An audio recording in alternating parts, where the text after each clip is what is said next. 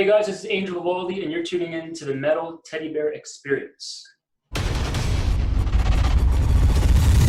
Well, also, you said for Synapse, didn't you change? I don't know if you're in a different house now, but didn't you decorate rooms according to the feeling for each song, basically? Yeah. And you went to those rooms to. It's is this the same house? And do you still use tactics like that to write?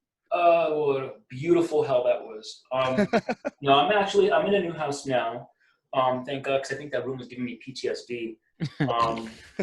I kid, but I'm low key serious. Wow. There was I guess expanding on my interests, like interior design. If I wasn't an artist, if I wasn't doing cinematography, I would definitely be an interior designer, hands down. So for me, I just noticed whenever I moved from one place to another, or whatever, my surroundings were different. I get inspired, man. And I feel like it's funny when I told everyone the concept, a lot of fans really responded. They're like, yeah, man, the first thing I do is I set up a studio if I move apartments or something like that, and I just write because it's a new environment. You get inspired. But yeah, man. So I took a passion that I loved, and I had such a great time painting. I assigned a color to each song, and I painted the studio, red, and wrote adrenaline, painted it black, and wrote dopamine, green, and serotonin and stuff. But it was so much more than that. It spiraled beautifully out of control, much like the bodybuilding. It was serotonin is the confidence molecule, so I would only write that early in the morning or during the day. Dopamine I'd write at night. Adrenaline I'd write after having a really good workout. I did all sorts of weird things to really put myself in the mental space of what these neurotransmitters do. Yeah. It was very long process, because I also filmed it, and I meant to put this documentary out, but I'm also a fucking one-man army here. What the hell? I have 3 terabytes of footage, and I'm and obviously I was the only one there shooting everything, so I remember the moments. So I can't hand that to someone else. I'm like, fuck that, I did it. I was I remember, I was there. So I have to do it, but I haven't touched the footage.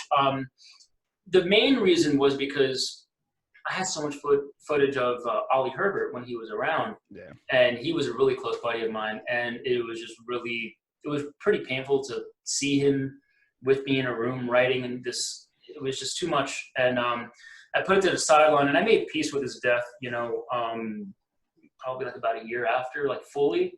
So I could see the footage now. I just I'll tear up a little bit, but it's I smile, I'm saying? Yeah. All the jokes that we had a beautiful weekend. But now it's just a matter of part laziness and part being overwhelmed with new material. Because I feel like the thing that people want the most right now is new music. They don't give a fuck about a documentary, so I'd rather give them that. And then, when the mood strikes me, I'll go and edit some of that stuff. Did you start editing any of it, or you just didn't touch it at all? You just have it recorded? This is what I did. To make peace, I put half-assed effort into it. Well, not really half-assed. Well, yeah, half-assed effort, let's be honest. So what I did was I dumped all the footage. I have all the sessions there, and I have markers in them. But the thing I have to do is I have to film commentary, because what I did is I kept a journal throughout the entire thing. So I can actually go back and just read. I do. I read it now, and I'm like, God, I remember everything. I remember what fucking candle I had lit when I was writing that song. And when I smell it now, I'm like, wow. Little things that trigger you, and because I had a feeling, because it was you have to understand, here's one person painting a room. It was 28 coats of paint total. All right. Fucking hell. And it wasn't just that. It was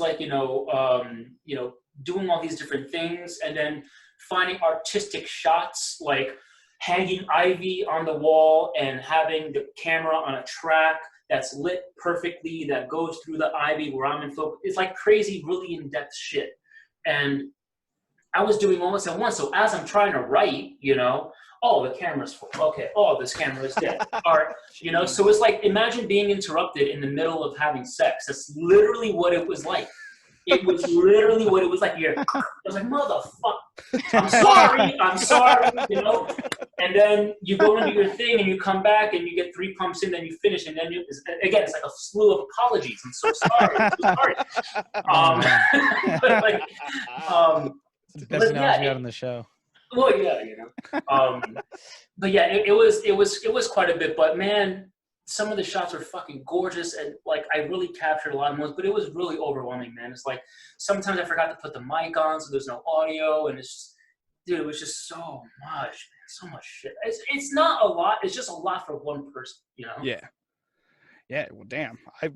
I would be overwhelmed probably the first song into the album, let alone decorating my house, painting multiple coats, and becoming a director at the same time. Yeah, halfway through, I remember getting to the song called Adrenaline, which was the song I struggled with the most. And when I painted, I was really careful with the colors that I chose because I wanted it to look good. And I felt myself getting mentally and emotionally fatigued while I was doing that because like the red color, like I got kind of lazy with the painting. And the problem with like color saturation is like, so when you do a black wall, you can't just paint it black. You have to do a gray primer, then it's black. Yeah. Pink primer, then it's red. That's why there's 28 coats of paint. Now, the reason why there were so many was like maybe like 25 or something like that. I had to do the red wall twice because the first coat that I did on camera, it looked fucking dreadful because when you paint, you have to do it properly. You have to do an X pattern. You have to be, you know, and I love painting, but like I got tired. And when I was writing and I was filming and I looked back at the footage a couple of weeks later and I was like, my heart fell into my asshole. So I was like, I can't use any of this footage. Oh my God. It was fucking god awful. And it was, you know, and I was like, all right, well, maybe I'll do a different angle. But then I didn't feel it was authentic. So then I went back and I painted the wall again. And then when I went back to write the song, like there was this one section that I just like struggled so much, man. Like there's a couple points, like I just got frustrated beyond like anything I've ever experienced, like to the point of fucking tears, man. Like I was like, oh, fuck, man. But the other thing was like the red, it gave me anxiety because like this is like this big red wall kind of staring at, like, because it's in my peripherals. Like this is how I have my desk set up, and it's this wall that I'm looking at. So like in my peripherals, I'm just surrounded by this thing that's frustrating me, and it's fucking red, you know. And it's like, yo, Jeez. and right your face. And yeah, man, it's like after, you know, it's fine for a while, but then after a certain point, it just becomes unhealthy, to be honest, you know. So it was like, but it was compounded by the amount of work that I was doing on top of trying to write this record that was very conceptual and profound. So it was a lot of fucking work. I'm just so glad it's over. At least you could check it off, right? Check it off on your list. Like I did this. Yeah, man. I never forget the moment where I was like, the final moment. I'll never forget it, man. It's like, fuck. It's tough. It's tough.